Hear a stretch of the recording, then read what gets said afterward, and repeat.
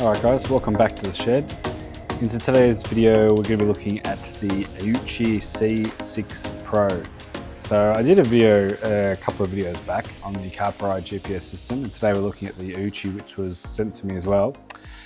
I normally wouldn't do like 2 GPS reviews in such close succession. However, I think this one's a little bit different given that it has some different features that weren't on the other ones I've featured so far. So this is what was sent to me. Got a box here with the unit itself, and then we have a bunch of different mounts and different accessories that come with it as well. On the side of the box here, that's sort of what we're dealing with here. So it's a 6.25 inch touchscreen. It's got dual 1080p front and rear cameras, which I didn't even know motorbikes even had dash cams. So that was news to me. And yeah, it's front and rear, and it all comes in the same kit. It's got wireless CarPlay and Android Auto like a lot of them. Bluetooth and Wi-Fi for phone and helmet connectivity, GPS navigation.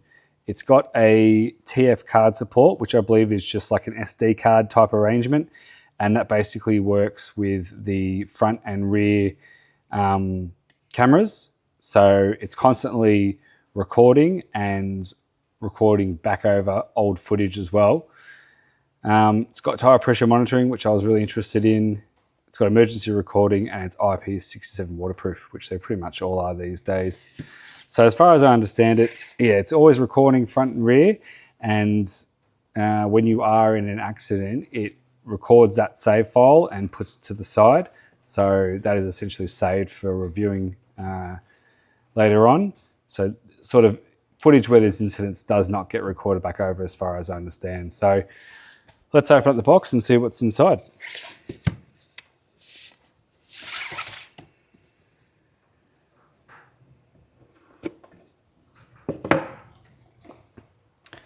So there's the unit itself. So it is 6.25 inches, this screen. However, it's a lot slimmer than a lot of the other screens you get. It's not as large of a rectangle. So it's not really an issue for my bike, given that there's plenty of room behind the windscreen, but I would think that you might want to elect for this type of screen if you're running more of a dirt bike, something that doesn't have as much of like a dash area in front of the handlebars. Something more slimline like this could be beneficial. So lifting out the screen and looking on the back, there's quite a few connections. Typically with these sorts of screens, you'll really only get one connection, and that's your power. However, with this one, we've also got the, it's got a handlebar controller, and it's got a line there for your rear and your forward-facing camera. So that's why we've got multiple lines coming out the back there. So pop that out, just initial impressions. It does feel very well built, like it feels quite stout and sturdy. And unlike some of the other cheaper brands you find, this, as I understand it, has GPS built into the actual screen itself. So you're not just relying on the GPS on your phone. It's actually got something which ideally is mounted up high without any obstructions over the top. So you should get an improved GPS signal using this unit over just relying on your phone, depending on where you've got it mounted. Put that screen to the side. Inside here, we've got one of our cameras. Got various fittings, zip ties, and brackets as well. More brackets. One of the lines for either our cameras, front or rear. There's a second line for the camera. There's our second camera itself. This is the controller, which goes down to our handlebars. So that mounts on with one of these mounts here. It's provided in the package.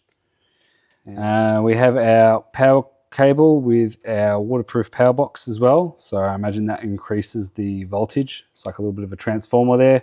Obviously the screen requires a bit more juice than what the battery is putting out as standard.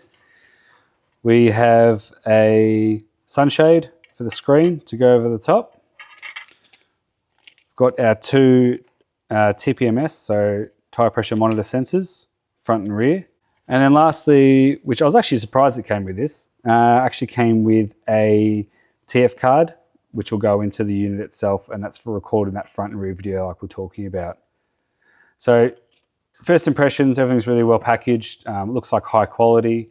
no complaints. So I'm going to go ahead and get this fitted up to the bike. I should mention too, in this box, even though it's not packaged to flash, there's a bunch of different mounting arrangements here for the cameras and the GPS unit itself. A lot of these are actually either very hard plastic, like glass reinforced plastic, or we've actually got alloy here as well for these clamp style mounts. So all in all, yeah, good looking kit. Looking forward to getting it on the bike.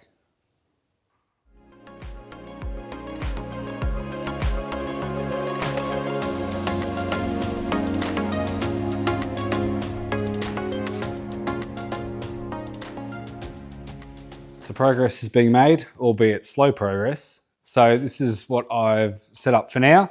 This is about as good as I can get it for the time being, and we'll see how we go over time. But as you can see there on this side, I end up going with the mount that just goes onto the single bolt head there. And I've got the arm coming up and then the back of the unit there. So that's about as clean looking as I could get it. It's not, in my opinion, quite as nice looking as the other unit I had on there with the square mounts. This isn't a criticism of the actual unit itself, but as far as the mounting options go, I did have to fiddle with this quite a bit more to get it right. And so obviously this is with the screen removed at the moment, and then we have our front dash cam. So unfortunately, I'm the kind of person that doesn't read instructions, so I tend to do everything 2 or 3 times to get it right. But that little dot on the top of that camera there, that identifies which way is up. And as you can see there, it's a little bit offset now, so that dot isn't exactly very accurate, which can be a bit frustrating when you're setting it all up, because then you will need to go back and tweak it all. So we've got our cables coming down the side here into a little bundle there, and I've routed them under the side of the bike here where I had my lines running before, and it comes up underneath the seat here. So we've got our waterproof power box just hooked into the accessories circuit on the 450 MT. And coming up this side here, we've got our line running to our rear dash cam, or tail cam, whatever you want to call it. So that's it there. It's really hard to find a spot that doesn't look too dorky or sticking out too much. So I think it's relatively incognito, and I'm pretty happy with that placement. Ahead with that, we have our sensors. So that's the tire pressure monitoring sensor there, and the front one looks the same. So when we come up to the screen and we turn it on, I'll show you guys what we've got so far. So I've gone through the pairing process with the cameras and the tire pressure monitor sensors, and you can opt for a custom little landing page there if that floats your boat, which they offered to do for me, and that applies to anyone, not just myself. So I've got the driving recorder, we can click on that, and now we have a view of our front and rear cameras. So I haven't really had a good play with this just yet. That's the rear camera. Pretty handy, you can just swipe through it. We've got options to record, lock content, do different recordings and what have you. If you go back to our home, and we go home, and there's all different overlays as far as what your dash cam can record. It can do your GPS location, it can do your speed, it can do a watermark for the time and date and all that good stuff. So there's plenty of options there to fiddle with. And then up here you can see our front and back pressures. So if we go to our settings, and I'm a shocker, I don't really take note of my pressures anywhere near as much as I should. The tyres I have at the moment are just the standard ones, so I'm not really getting too interested on how well they're running as far as maximum traction, because there's not a whole lot there to begin with. So my pressures are probably all over the place. Too busy yakking, that timed out. So we go to pressure, and here we've got our readouts of our front and rear, and then we've got low alarms, high alarms we can custom set, what sort of unit of measurement, if we want bar, PSI, Celsius, Fahrenheit, and tyre warnings, which I've left on. So some pretty good options there, and I've never had tyre pressure sensors on a bike before, so I'm pretty stoked with that. I think that's a really good feature, and the dash cam stuff is just really the icing on top of the cake. So again, jam-packed full of features, but really this is just my impressions of the install right now, and I'm going to take this out and do some testing with it, and I'll report back to you guys in this video.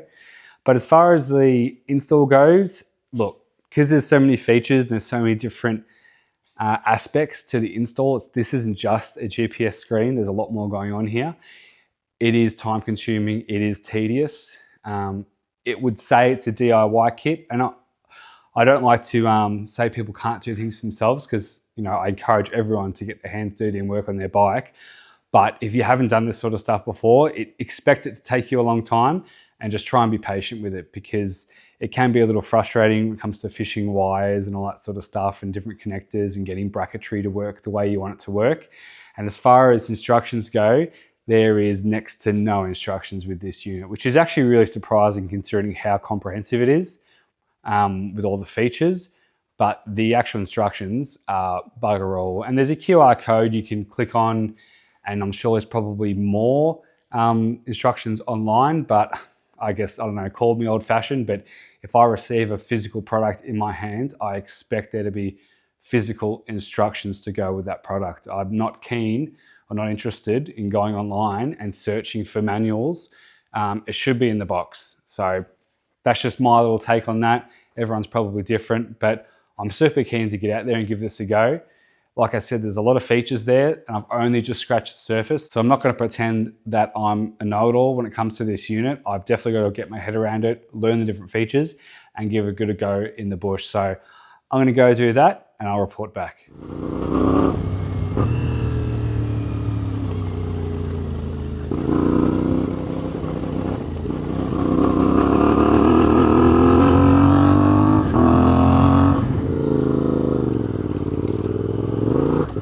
First or second?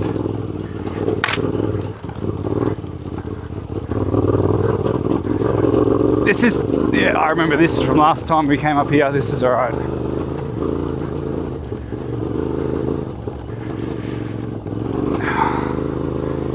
Ooh. Ow. Hit it.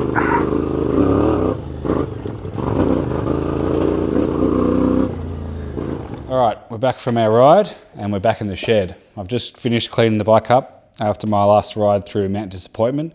I put about 6 hours on with the Aoocci, and pretty much the verdict.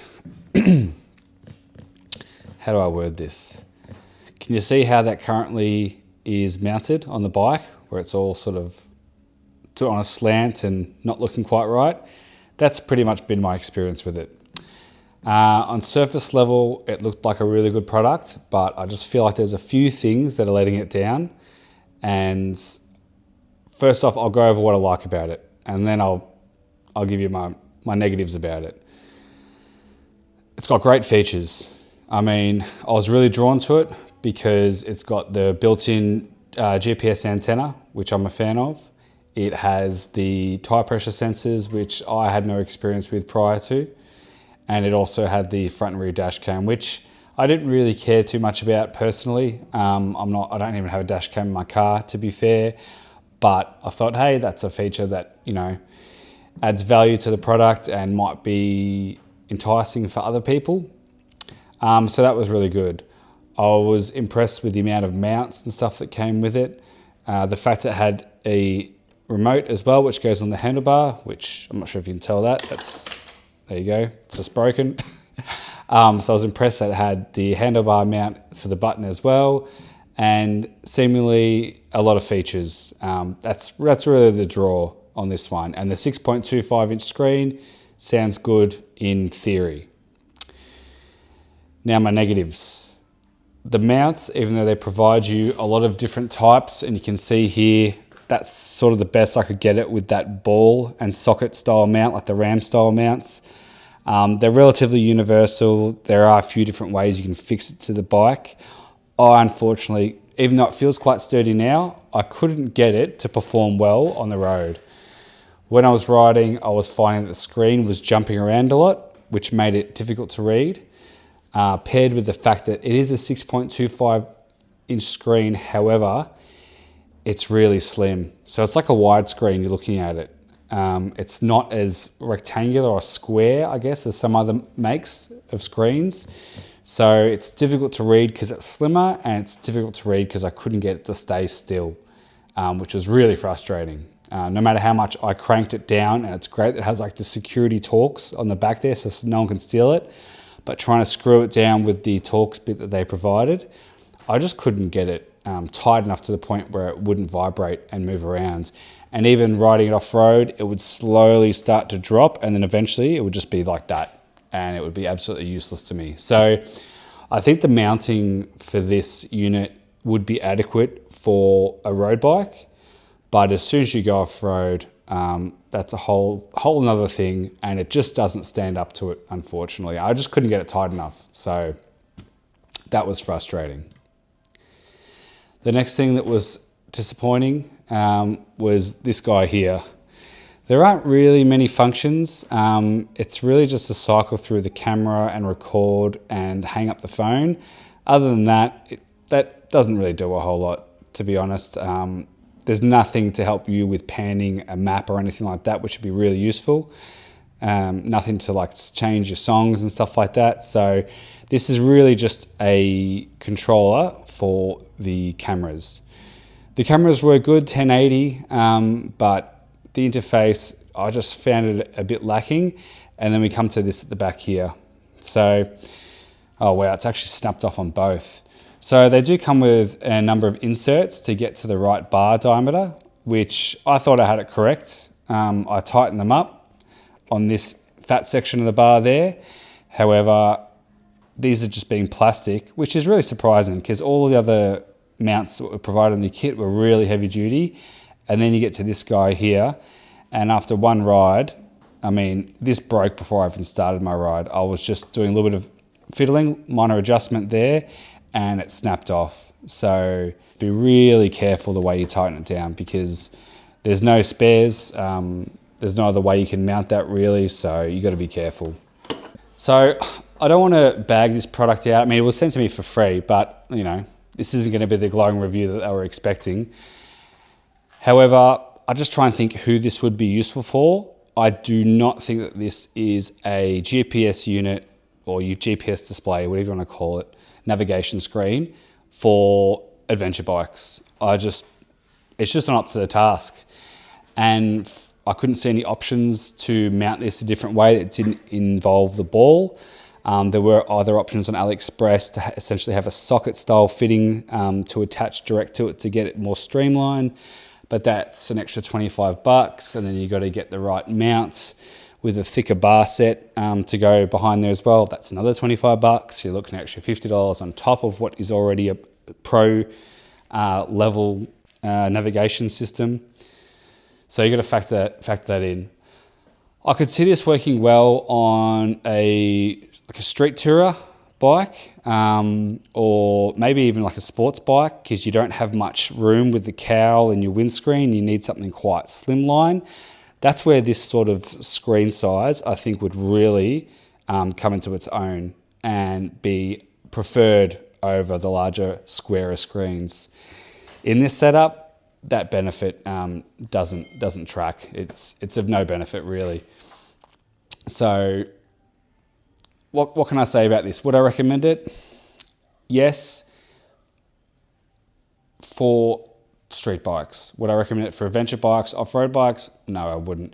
And that's mainly just comes down to the mounting. It's just not really quite adequate for the kind of abuse that you're gonna cop off-road.